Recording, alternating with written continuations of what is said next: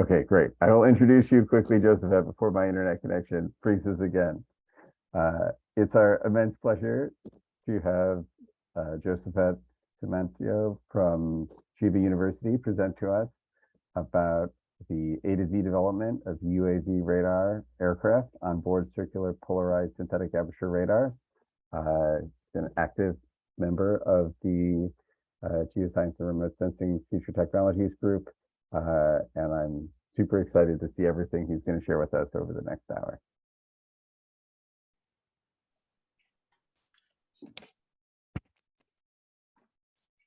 Thank you very much, Dusty. Yeah. May I start? Yes, please do. Yeah. Okay. Thank you very much for your arrangement. Yeah. Okay. And good day, everybody, all the world. Yeah. Actually, in Japan, it's now is 0 o'clock. Yes, in the mid of the night. Yeah. Okay. I want to share my slide. Yeah. You could see all of you. And how about great. It's perfect. Okay, yeah. First is I want to introduce myself. Myself is Josaphat Tetuko Sri Sumantyo. You can call me Josaphat. Yeah. Actually, I'm the co-leader for the IFT. Yes, technical committee. It means the okay. Here is today. I'm the head of Department of the Environmental Remote Sensing at Chiba University, and also head division of the Earth Science and Graduate School in the Graduate School of the Science and Engineering Chiba University. That I manage 3 departments in Chiba University, and also in the Faculty of Medicine. Also because I'm at division of disaster data analysis. That now we want to implement the remote sensing field for the the emergency condition. Like in Japan, is we have many disaster almost every day, and today is heavy rain in Japan, and many places was flood, and we need to monitor from today. Okay.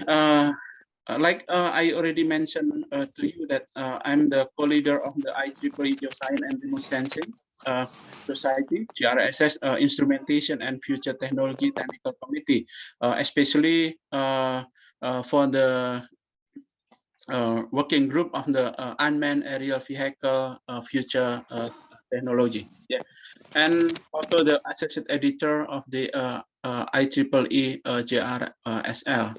And now I'm also manage the Asia Pacific conference on synthetic aperture radar 2021 and also 2023 in Bali Island of Indonesia. I hope you can join us next year. Yes, and then you can enjoy Bali Island in Indonesia. Okay, for the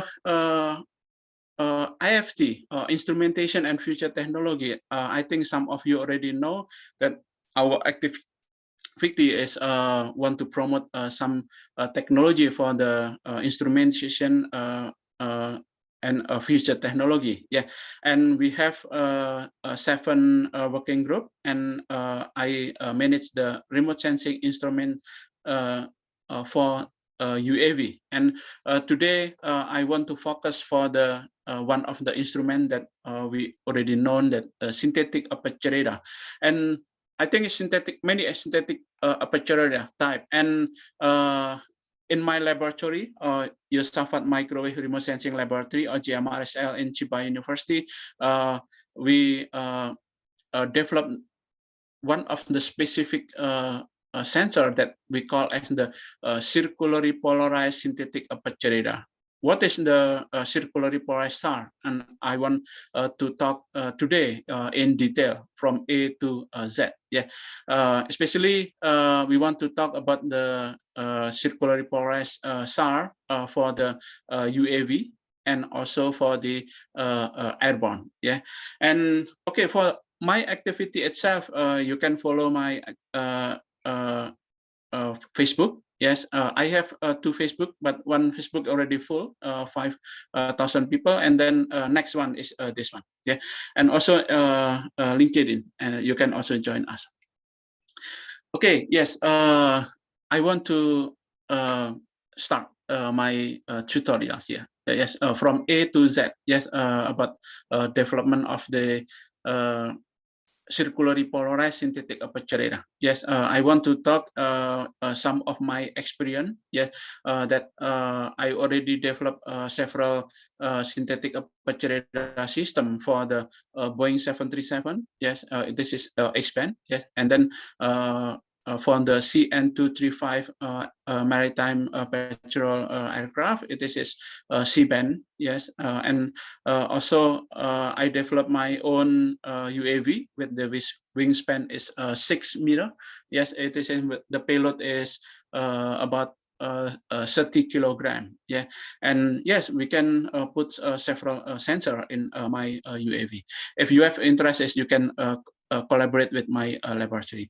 And for the detail, because today I just talk 1 hour. It actually is restricted time, and you can read more detail, including the theory and also some of the how to derive the specification of the synthetic aperture radar, and also the system itself, and some of the application, including the theory of the polarimetric synthetic aperture radar for the circular polarization. This book will publish soon. Yes, I hope you can provide this book. You can get some explanation from A to Z about the airborne circularly polarized synthetic aperture radar, published by the CRC Press. This is a collaboration with the IEEE GRSS, especially Professor Chen. Yeah. Okay.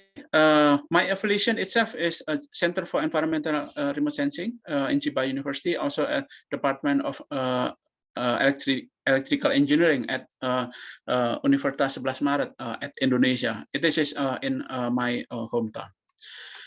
Okay, the content of my talk is about the first in the background and objective needs about the circularly polarized synthetic aperture radar, and then I want to start to explain about the concept itself, and then some theory here, yes, about the scattering study, and also some benefit and characteristic of this circularly polarized scattering, and also then I want to talk about the design and the system itself, how to design and how about the circuit itself. Yes, and then using this system, before we do the flight test, we must do the ground test and including the laboratory test. Yeah, and then 1 or 2 application using the circularly polarized synthetic aperture radar. And in the end is one slide. I want to talk about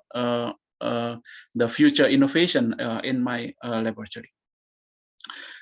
Okay, yes, it is. I want to focus one of our C-band, yes, C-band circularly polarized synthetic aperture radar that we already installed in this aircraft. We call as the CN235 MPA. Actually, this aircraft is developed by the Spain and Indonesian company, and originally this aircraft itself developed in Indonesia, and the first name is you know, it is Tetuko. Tetuko is also my name. Yes, you can see it. The first aircraft name is Tetuko. Okay, for the airborne SAR, yes, I think we already find some information that already developed by several aerospace agency, especially in the Europe, America, and also at easier. Yeah, and here is like the NASA itself, and then in Japan is famous with the PISAR. Yes, it is working in L and H band. Yes, and then it is yes, operated by the JAXA and NICT in Japan, and also the RR with the FSAR. Yes, it is with several band. Yes, I think it's very excellent. Yeah, and here, yes, my laboratory itself, GMRSL, is developed for the right now is C band and H band already proven, and then we also developed another one. Yes. The L band and also the P band itself. This is also the circularly polarized. Yeah, and from the background itself, my laboratory developed this several type of this synthetic aperture radar actually focusing for the disaster. Yes, because in Japan we have many disaster. Yes, especially in the landslide, it is almost every year. Yes, some places, and the new one is close here is the Atami. Yes, Atami. Actually, Atami is from the resort area, and yes, several times I visited this Atami, and also in the earthquake. It is almost every day in Japan. Yeah, and subsidence. Yes, it is in some urban area is subside, and then give some impact from the infrastructure, and we need to observe frequently. Yes, because we want to avoid some urban problem. Yes, using this synthetic aperture radar. Yes, synthetic aperture radar is all weather and night, daytime available accurate sensor. And yes, we need to develop. Right now, yes, I think it's many motivation to develop this synthetic aperture radar itself. Yeah, and also in my department, because I'm head of the department here, and we want to promote the research and education on the system. Yes, and also the application of the synthetic aperture radar. I think for the application, the image processing, already many people doing this one, but for the system itself, I think it's not so many. The laboratory that can develop the system itself, I think is not so many, and we focus on the system development. Yeah, and we also develop the multi-band right now. Yes, for the our microsatellite. Yes, it is also focused on the circularly polarized synthetic aperture. Okay, today I don't want to talk about the circular polarized for SAR for the microsatellite because now we under development, and I hope in the near future we will publish one books related how to design the microsatellite CPSAR, yes, or circularly polarized synthetic aperture radar. Okay, and the objective is here is our laboratory collaborate with domestic and international institution. Yes, it's not just Japan. We also together with the Korea, Taiwan, Indonesia, Malaysia, yes, and several countries to develop the multi-band synthetic aperture radar on board for the UAV aircraft that it is today I want to focus for this one, and also we develop on the high altitude platform system hubs, yeah, and also microsatellite. For the hubs itself, actually we plan to do the flight in the last 2019, but because the COVID is we stopped it this program, and I hope in the near future after the COVID handled, we want to do this flight using the hubs itself. Yeah. Okay, this is some of our legacy. Yes, from the X band from the Boeing 737, and C band for the CN235, and also the Cessna, and L band for the it is in the fixed wing, yeah, that we can fly for with the altitude 4 kilometer, and the range is 700 kilometer, and it is for the L band for our microsatellite. Okay, the needs itself for the circularly polarized synthetic aperture radar is we develop for the disaster monitoring. For the detail is you can read here, and also for natural resources observation, especially for the fishery and maritime, and search and rescue, and home security and anti-terrorism mission, and this infrastructure monitoring. Right now is we focus for this one, yeah, because we already have some international collaboration project with the, for example, here is with the Malaysian government, yes, for the highway and electricity infrastructure monitoring. Yes, because it is almost every year have some accident that caused by the landslide and also the subsidence itself, yeah, and that destroy the facility of the highway and also the electricity infrastructure. Okay, first in the concept, yeah, of this circularly polarized synthetic aperture radar, like shown here.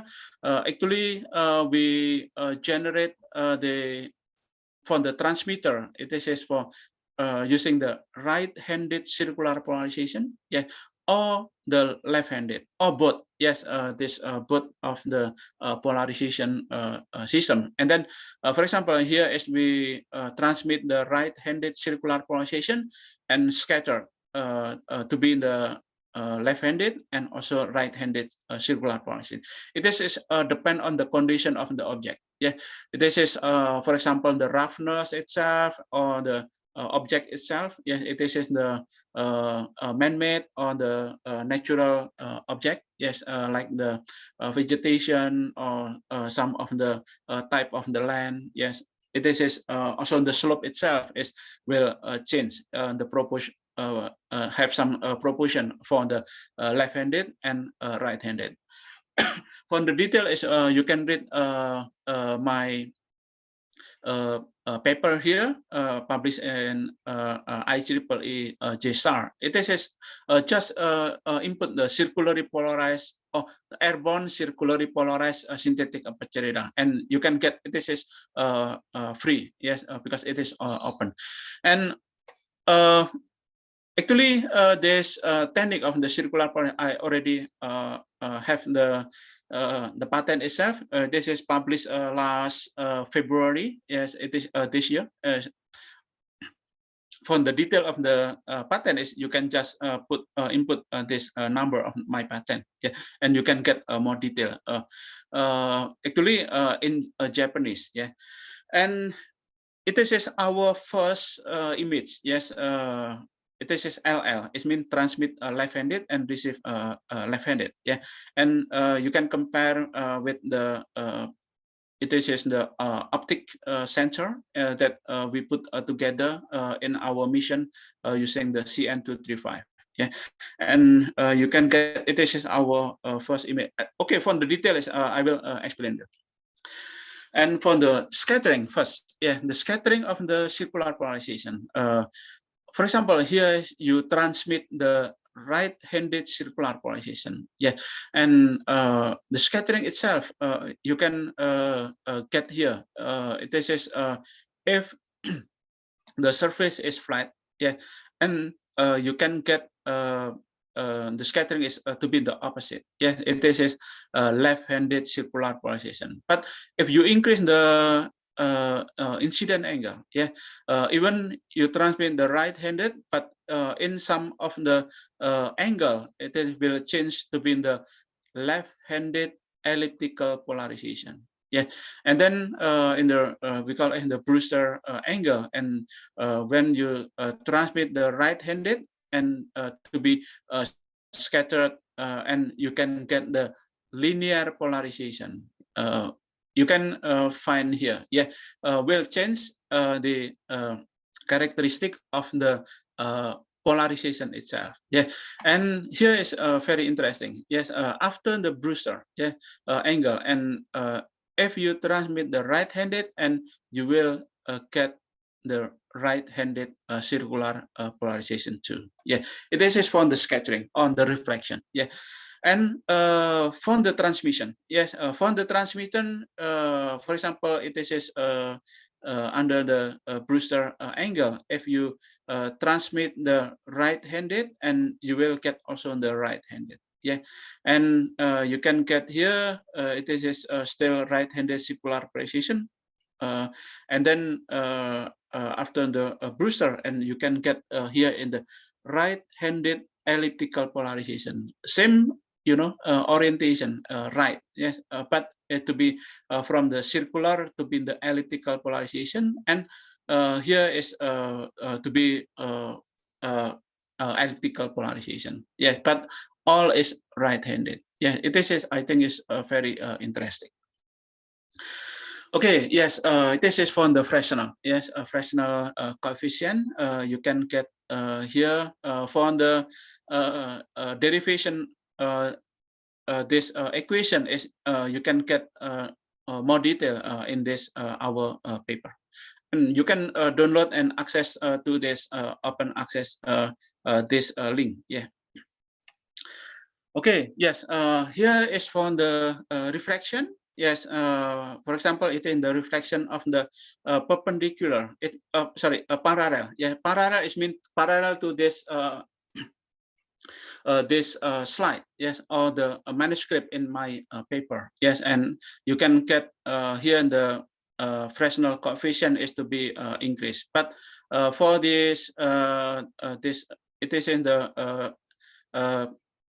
a reflection. Yes, a reflection for the here is the perpendicular to this slide. Yes, you can get it to be decreased. Yeah, and here is the Brewster angle. Yes, for the transmission is you will get this is almost same. Yeah, because the scattering is I already explained to you. It is same right. If you transmit right, is to be right. Yes, if you left is to be left. But from the circular polarization is to be the elliptical polarization.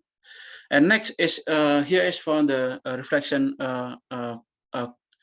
for the cross polarization, and also for the co-polarization. Yeah, cross polarization and co-polarization. For the reflection, and also for the transmission. Yes, and you can get when here is a change. Yes, and this point is to be the Brewster angle. Yeah, and the most important when we want to study about the circularly polarized synthetic aperture radar, it is including the image processing and also the antenna itself. Yes, this is the axial ratio. Yes, the definition of the circular polarization in IEEE is means the axial ratio is 3 dB. Yeah, and here is we consider with the compensation is to be in the under the 5 dB. But yes, a standard is 3 dB. And when we design our antenna, it's for the main beam, yes, it is under the 3 dB. It's possible it's 0, but unfortunately, it's very difficult to get the 0 dB. And here is we define as to be in the under the 3 dB is the circular polarization. And you can get here some interesting phenomena. Yeah, and here axial ratio for the reflection and the transmission. Yes, first is the from the reflection, and you can get here is from the zero. Zero is a completely circular polarization. Yes, here is to be the incident angle, and if in the incident angle increases, you can get the axial ratio is to be increased.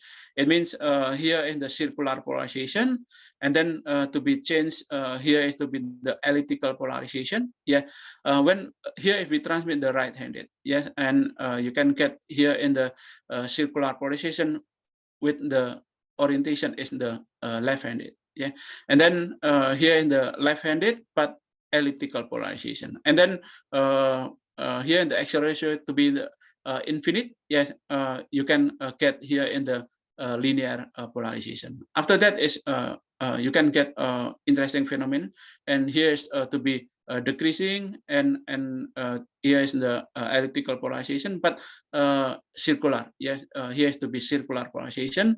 Elliptical polarization, and from here is to be in the circular polarization. Yeah, from the elliptical to be in the circular polarization, and the angle that mentioned here, the linear polarization here is to be in the Brewster angle. Yeah. Okay. Yes. First is the point here is the axial ratio. Axial ratio is must be less than 3 dB. Okay. For why we developed this one? Yes, the circular polarization SAR. Yes, because the circular polarization is good for the lower incident angle, like I already mentioned here. Yeah, the lower is means here is less than if possible is less than 30 degree. Yes, it is in the lower. Yeah, and here is you can get this is lower than 2 dB. Yes, for the scattering here is 2 dB. It means less than 3 dB. It is a circular polarization. Okay, I think it's some satellite like S1, S2. It is the incident angle is 20 degree. Yeah, that's compared to the like the JERS1 or the ALOS, with the incident angle is on the off nadir angle is 35 or 37 degree. Yeah, this is 20 degrees close. It's I think it's the effect of the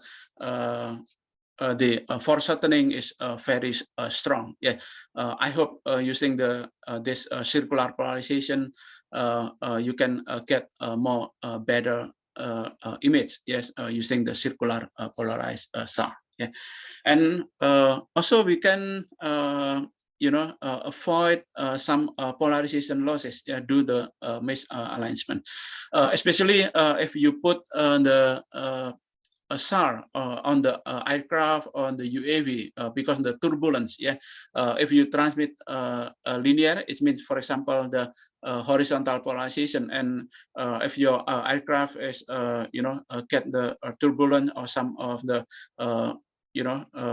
change of the attitude itself, it means the orientation of the polarization will change. So if you use the circular polarization, I hope you can reduce this misalignment effect. Yeah. Okay. Next, here to decrease the interference. Yes, interference between the transmitter and receiver itself. And the other one is on the Faraday rotation effect. Yes, it is. I think it's many problem for us. Yeah, if we use the spaceborne SAR, I think will through the ionosphere, and we'll get the Faraday rotation effect, especially for the low frequency. I think it's more strong. Yeah, and I hope we can use this circular polarization to reduce often the effect of this Faraday rotation effect itself. Yeah. Some of the reference you can refer and get some of this reason. Okay. My student made some experiment. Yes, about the scattering. Yeah, to compare the scattering of the linear polarization and circular polarization, and you can compare here. Here is the linear polarization, and here in the circular polarization. For the linear polarization, we use the model of the N219 aircraft. Yeah, and then we illuminated using the linear polarization. Here in the full polarization, yes, HH, VV, HV, and BH, and you can get here the result. The co-polarization is very strong. Yeah, but the cross polarization is low. Yeah, it means if you transmit and the aircraft get the turbulence, I think it's the misalignment will happen, and then the co-polarization to be strong and the cross polarization is to be lower. For example, you transmit horizontal, but the aircraft is changed, yes, and you will get the scattered the component of the horizontal and cross the vertical is will mix and will to get the cross polarization to be lower. But if you use the circular polarization, yes, you can get this result like shown here. Here is the co-polarization, LL and RR. And here in the cross polarization, LR and RL. And you can get here is almost same, yeah. And here is the co-polarization also strong, and the cross polarization also strong. It means if the aircraft got the turbulence, you can still keep the scattering is to be stronger. And this is a good if in the future we use for the interferometric SAR. Yeah, I think it's using the circular polarized. Yes, I think you will get a good coherency. Yeah, even you use the co-polarization on the cross polarization. Yeah, okay, it is in the benefit, yes, of the circular polarization. And this is one of the application that I propose using the circular polarization. You can derive the axial ratio image and also electricity angle of the image. And I think we need more further study about how to derive the good axial ratio image and also the electricity angle. On the brief, my study, yes, this is you can get my paper here that mention this result and also this comparison. Yeah, it published in International Journal of Remote Sensing in 2016. Okay, now I want to entrance for the design. How to design the circularly polarized synthetic aperture radar system. And I want to focus to develop for the C-band. Yes, C-band circularly polarized SAR for this aircraft. This aircraft is CN235 with the length is 23.4 meter, and we want to put the antenna inside this nose, and of course the system inside this aircraft. Yeah. Okay, and it is in the real visual of our aircraft that we use. Yes, and it is our system. And then here is the antenna that developed by my PhD student. And then we already went back to Indonesian Aerospace Agency. And then the system is developed one of my staff before, Dr. Chua, that now is at the University Xiamen at Malaysia. Okay, yes, it is in the radome. Yes, I will talk later that this radome is have the attenuation is very big. Yes, almost 3 dB. It is very strong. 3 dB minus 3 dB. It means the power is almost half. Consumed by this this aircraft. Yeah, on the radome itself. So in the design, is we must consider also the loss itself. Yeah. And yes, it is some illustration how to operate our circularly polarized SAR, yeah, and how to image like shown here.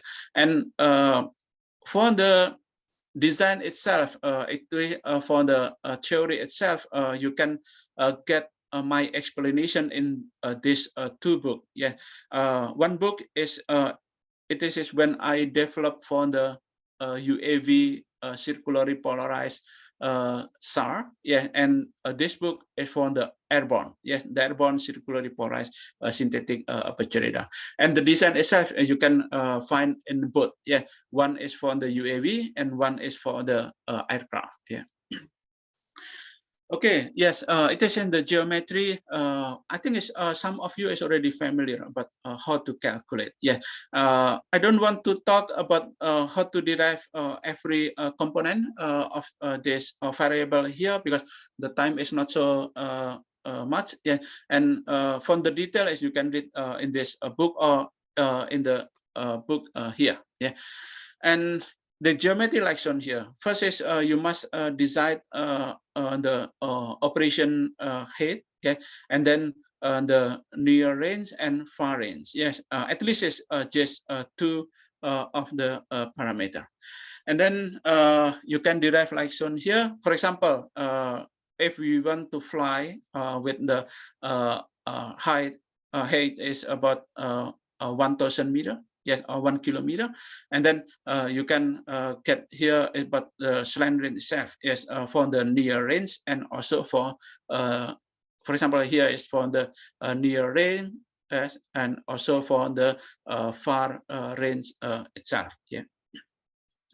And next is for the here we call as the ground sweat width. Yeah, the ground sweat width is depend on the heights and the off nadir angle. Yeah, this off nadir angle is how many degree? Yes, you must decide first. Yeah, when you design, you must consider about the.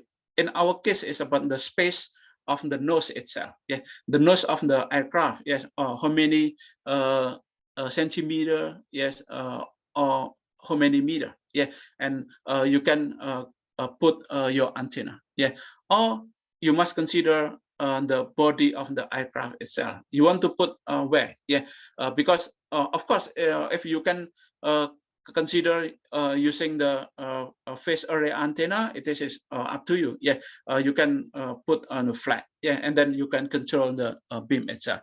But in our case, is because the we want to put fix, yes, the antenna in the radome itself. So in this case, is we have a very limited space. Yeah. So in this case, is for example, in our case is 56 degree. Yeah, because we cannot fly higher. So in this case, is we consider that the of nadir angle is 56 degree. To get here is more larger. Yeah. And why we consider here is 56 degree. Here in the sweat width is you can get about some 100 meter. Yes, for example, about 400 meter. And next here, yes, about the synthetic aperture length. Yes, synthetic aperture is also very important because when you process the image itself, yes, for to derive 1 point or 1 pixel, here is you must consider about this here in the synthetic aperture length. Yeah, in our case, when we fly 1 kilometer, you will get the synthetic aperture length is about 100 meter. Yeah. Okay, and here we need to consider also how to calculate about the memory itself. Yeah, because we want to make the mission, and you must consider about the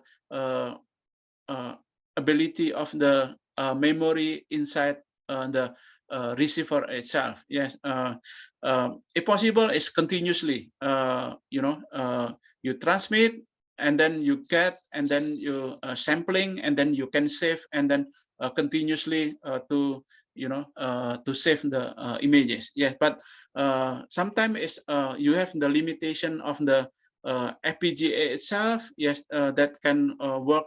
For example, some 10 seconds. Yes, in our case is for example about 1 minute. Yes, 1 minute fly. It means operation. Yes, and then you save, and you need to transfer the memory to your computer. During the transferring your memory, is your system is stopped. Yeah, so in this case is you must consider about the system itself. Yeah, of course you can use a parallel. Yes, for example, you put some of the virtual memory, and you save and then transmit, and then you can continue save to the next virtual memory after the first one is finished, and you can back save to the last memory. This is also possible. So in this case, is some restriction of the hardware itself you must consider. Okay, next is the sampling time. Yes, sampling time is also very important. Yes, here, for example, the sampling time is 5 microsecond. Yes, our system is using the 5 microsecond. Yeah, and next the maximum PRF. Yes, maximum PRF here is at least is you must derive the minimum. Yeah, the minimum PRF. Yes, in our case is here is 246 hertz. Yeah, and after that is yes maximum. Okay, maximum is I think is many, but if you decide the PRF itself, you must more than minimum. Yes, and lower than maximum PRF itself. Yeah, and if you transmit many PRF, yes, of course the power itself need increasing. Of course, if you transmit much, it means you can increase the SNR. Yes, signal to noise ratio. Yeah, but the power is used much. Yeah, if you consider from the aircraft, is maybe no problem. Yes, because you can get the power from the aircraft itself. But unfortunately, if you use for the UAV, because the UAV is sometimes is you cannot get the power from the generator of the UAV itself. For example, now we also developed one for the UAV, but the UAV using the battery, this is have the limitation. Yeah, because the UAV itself is we can fly just maybe 15 minutes or 20 minutes. Yeah, but if you use the battery for the SAR itself, this is will the operation time is more more shorter. Yeah, so in this case is you must make some study about how many second of the operation if you use the UAV. Now we developed the hybrid UAV. Hybrid it means using the gasoline and also the battery, and we can fly more than 1 hour. Yes, and we can generate the power for the SAR system itself. Yeah, and this is I think is for the near future operation is more ideal system using the hybrid drone. Yes. Okay. Yes. And next is the pulse bandwidth. Yeah. The pulse bandwidth is this is depend on the resolution. How many 10 centimeter or how many meter, this is depend on this bandwidth itself. Yeah, this is I think some basic knowledge about the synthetic aperture radar, that the bandwidth, one divided by 2 bandwidth is to be the resolution itself. If you increase the bandwidth, it means the resolution is to be better. Yes, in the range direction. Yeah. So in this case, is yes, it's possible. Is as much as possible, but if very large, yes, it is also the ADC. It means analog to digital converter and digital to analog converter. It is more expensive. Yeah, and of course, if you have much budget, it is no problem. But for the university, is you must consider. Yes, but this budgeting itself. Yes, it's possible. Is yes, the chip. The chip system is our ideal target. Yeah. Okay. In our case, is we developed 400 megahertz. Yes, the bandwidth itself, and I will show you later. Yes, the image with the bandwidth 400 and 200. Yeah.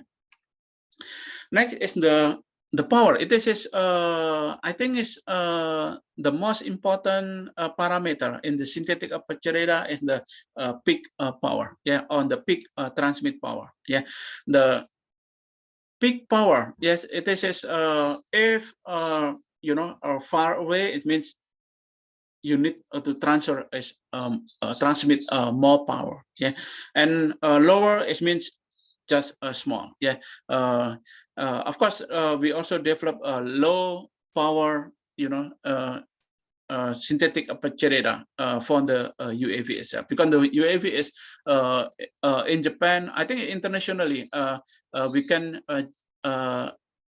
you know just fly lower than 150 meter. Yeah, and we want to use more efficient with the height is about 100 to 150 meter. Yeah, using the drone. Yes, or VTOL drone. Yeah, so in this case is the peak power is also you know small, but the coverage is not so, you know, it's not so large, but I think it's good. Yeah, at least is to get the image as soon as possible, because if we use the airborne SAR, sorry, the spaceborne SAR, it is we must wait, you know, several days. Yeah, and if we can operate using the UAV on the aircraft, it is almost every day. Yeah, and especially in the UAV SAR itself. Yeah, because the airborne SAR is, I think, is for the operation budget is you know, is very high. Okay, and okay, this is in what? Yes, for example, in our system, we designed for the 4,000 meter. Yeah, if 4,000 is means with the incident on the off nadir angle is for example here's 56. It means we need at least is 50 watt. So in this case we need to keep 50. Yeah, 50, but you cannot, you know, directly use the 50, because when you connect to the antenna, it means you use the cable, and also you need to put the radome and cable and connector and some of the you know system loss you must consider. Yeah, first is the radome. In our case is about -3 dB loss. Yeah, and then the cable itself also is very big loss. Yes, but for example about the -16 dB loss. So in this case, is you must consider how to increase the power itself. You need to put the low noise amplifier, yes, close to the antenna, yeah, or inside the cable itself, yeah, or totally. In this case, is you must increase the power itself. Okay, in the calculation in our system is, you know, about 50 watt. Yeah. So in this case is you must time 4. Yes, or 8. In our case is we times with the 8. Yeah. I mean we keep 400 watt. Yes, 400 watt. I think it's for the safe is 10 times. Yeah, 10 times is, for example, here is 50. It means 500 watt is better. Yeah. Okay, next, if we saw in a dBm, okay, this is okay. I will skip it here. And here in the average transmit power, in our case is very small. This is just about 300 milliwatt. Yes, for the average. Yeah, because we choose the PRF is 1,000 hertz. Yeah.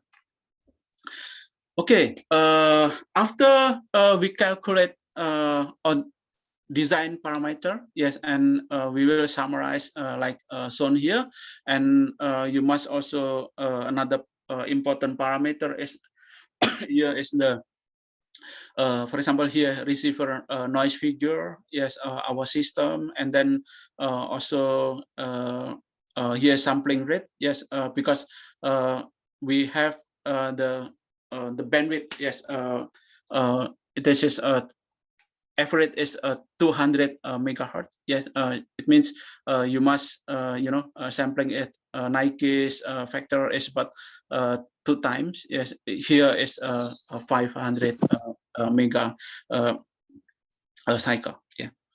Okay, and for the memory itself, yes, in our system is you can so here our system is just can operate about 1 minutes. Yes, it means about 65 second, because it is some of the limitation of the memory. Yes, in analog to digital converter.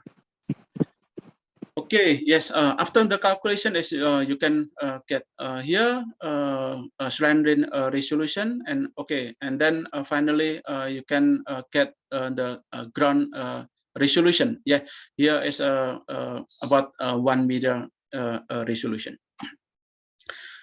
Okay, yes, next after we design, and next about the system itself. Yeah, the system is composed by the here, yes, first in the SAR processor and controller, and then the radio frequency, and then the power distribution, because all is need the power itself, and also here is for the inertia unit. Yeah, so first is the, I think is here is the most important from this radar. Yes, it is in the transmitter and receiver. Yeah, and transmitter and receiver connect to the antenna itself. Yeah, and circular polarized. Yeah, it means you must use the antenna using the polarization is circular polarization. Yeah, of course you can use the direct circular polarized patch antenna or another antenna. And also you can also use the linear polarization, but composed using the phase shifter. But unfortunately, you cannot get a large bandwidth. So in this case, it's better you develop by yourself the broadband antenna. Yes, using the circular polarization. Okay, next here for the SAR processor itself. Yes, you need, the timing and control unit. Yeah, the timing is means when you must transmit and when you must receive. Yeah, it is unit to control. Yeah, the timing itself, and the transmitter itself. You need the chirp pulse. Yeah, so the chirp pulse is you can use the chirp generator. Yeah, the chirp generator is using the arbitrary wave generator here. Yeah, and next it is the memory, and after you receive the scattering wave, yeah, you can you must connect here and using the digitizer. Yeah, digitizer here is analog to digital conversion. Yeah, and okay, and the RAM is itself. After that, you must save to the storage itself. Okay, a little bit detail here. Yes, you can see here. Yes, it is from the controller station, and here is for the time control unit itself. Yes, to control all of the system here, and then here in the transmitter. Yeah, transmitter connect to the antenna, and here antenna receiver connect to the receiver itself. Yeah, and then transmitter need here the digital to analog. From here digital, yeah, you generate the lookup table of the chirp pulse. Yes, and then you convert here, yeah, from the digital to the analog, and then you deliver to the transmitter. Yeah, and then you transmit using the antenna after scattered by the object, and you receive by the using the antenna, and then connect to the receiver. Here will connect to the low noise amplifier and also the down converter. And after that, as you connect to the analog to digital converter. Yeah, and more detail about the transmitter. The transmitter itself here first is the DC offset. Yeah. You need to control here. Yes, first is because in our experience, yes, when we connect, from the the digital to analog converter. Yes, this is you will generate the chirp pulse in I and Q. Yeah, and then you will transmit here the up conversion. In our case, C-band. Yes, here you can see here we use the heterodyne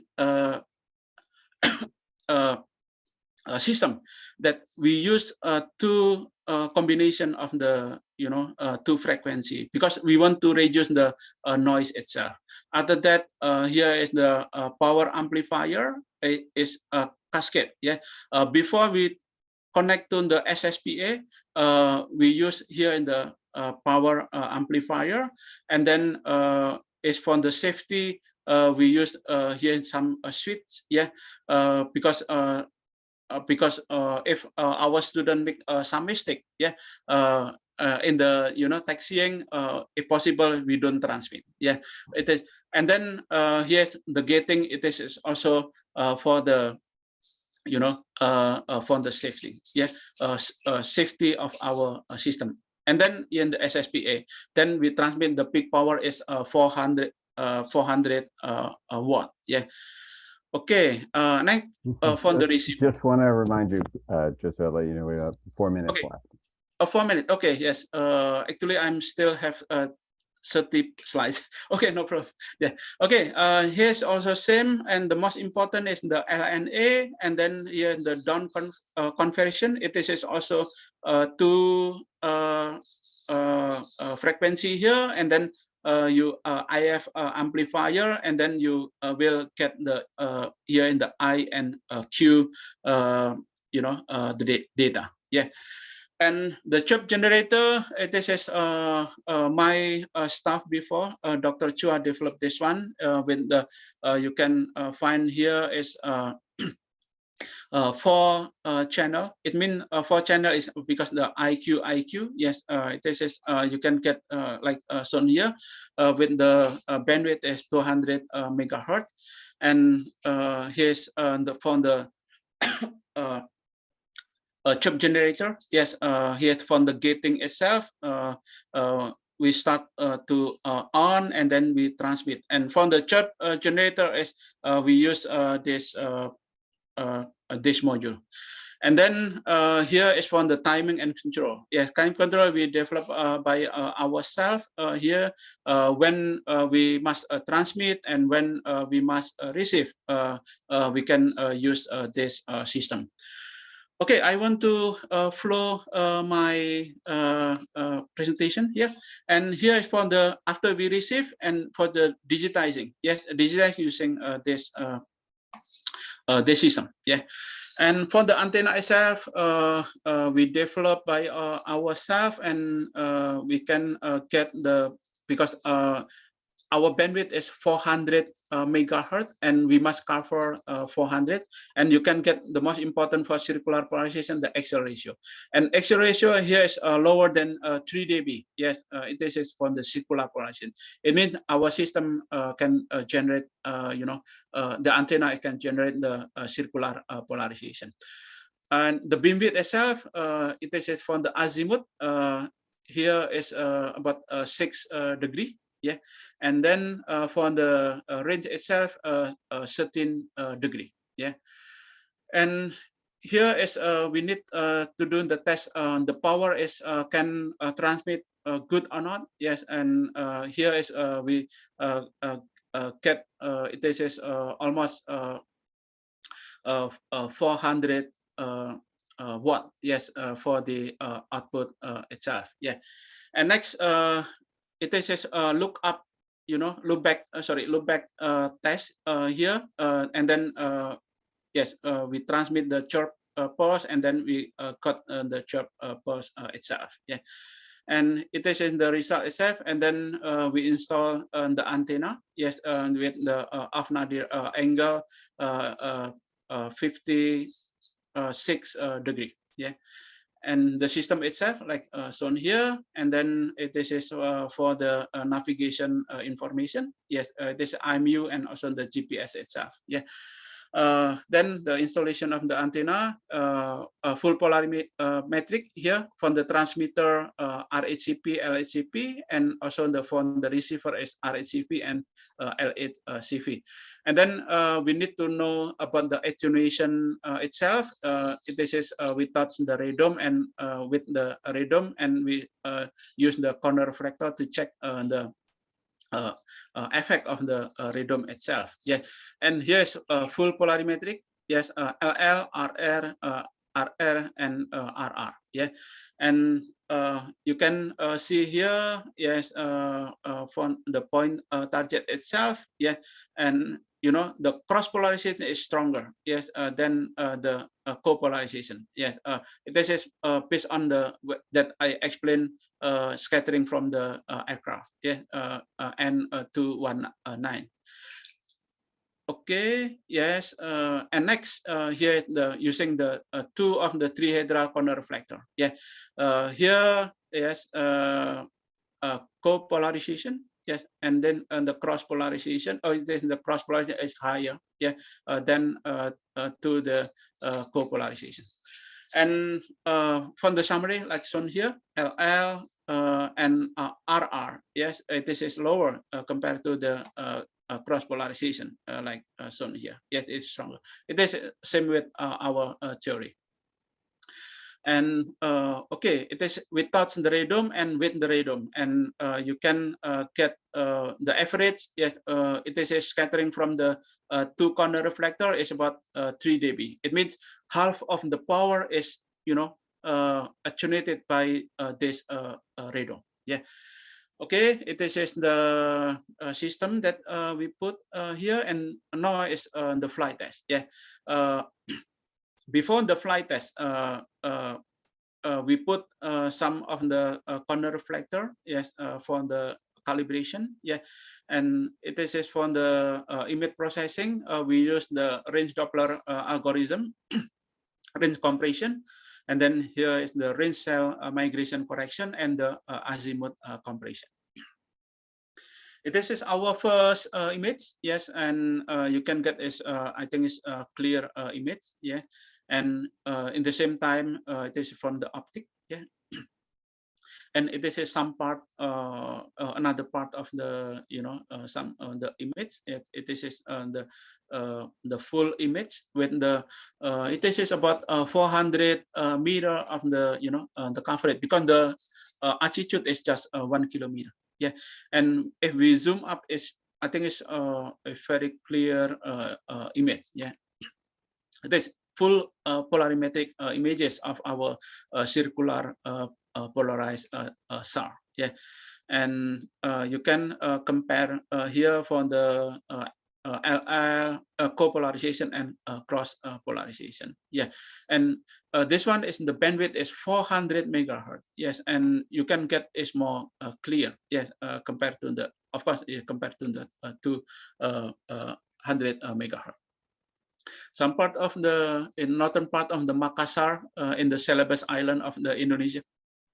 This is the seaport, we call it the Biringkasi.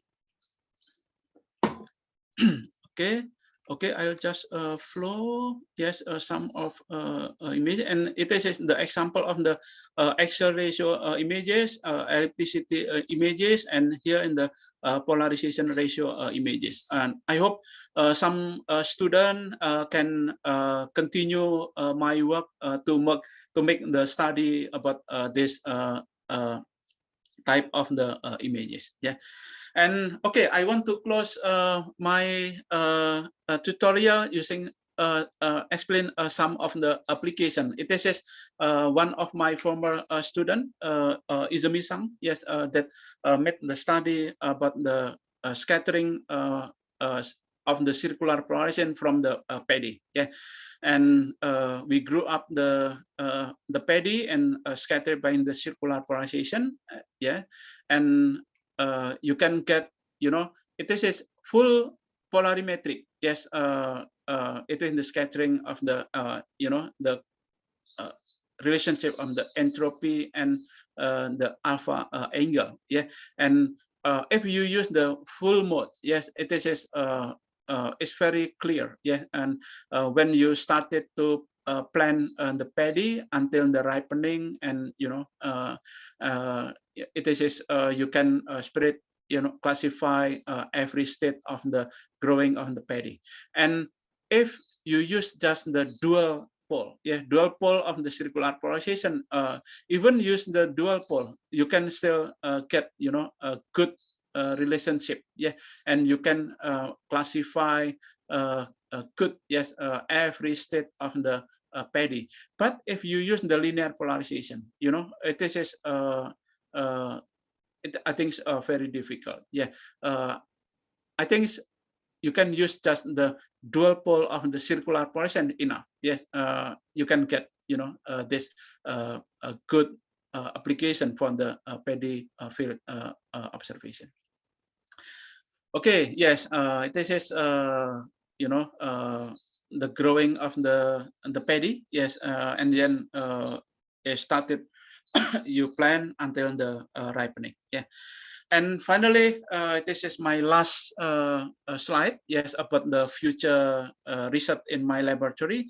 Until right now, we already developed, yes, several types of the circular polarized synthetic aperture radar system. Yeah, for the drone, aircraft, and also for the microsatellite. Yeah, and from now, yes, I hope COVID can be handled, and then we can start to do the some field observation. Right now, we already finished to develop the hybrid drone. Yes, this too, and also we want to put for the hubs. Yes, a high altitude platform, and also for the micro satellite. Yeah, and also we already developed a small, lightweight drone SAR. Yeah, and I hope in the near future we can do more research. Yeah, and some of you, especially in the student, if you have interest, I hope you can continue, to develop the real SAR system in my laboratory or JMRSL in Chiba University. Okay, thank you very much, and I hope some of you can join actively and register for the IEEE and join in our technical committee, IFT, yeah, instrumentation and future technology. Let's develop future, technology, yes, for benefit of the human being. Yeah. Okay. Thank you very much, and I give back to Dusty. Yes, thank you. Thank you, Josaphat. That was a wonderful and inspiring presentation of so much material. Unfortunately, I want to be mindful of people's time. And so I think if you have questions, please, Josaphat's email is here, and follow up. And that was a perfect closing to really encourage you to get involved with the Future Technology Committee. And then you can talk to us all the time. Yeah. So thank you again, and thank you everyone for calling in. Yeah, thank you very much, Dusty and all. Yeah, keep healthy all. Yeah, thank you very much. You do.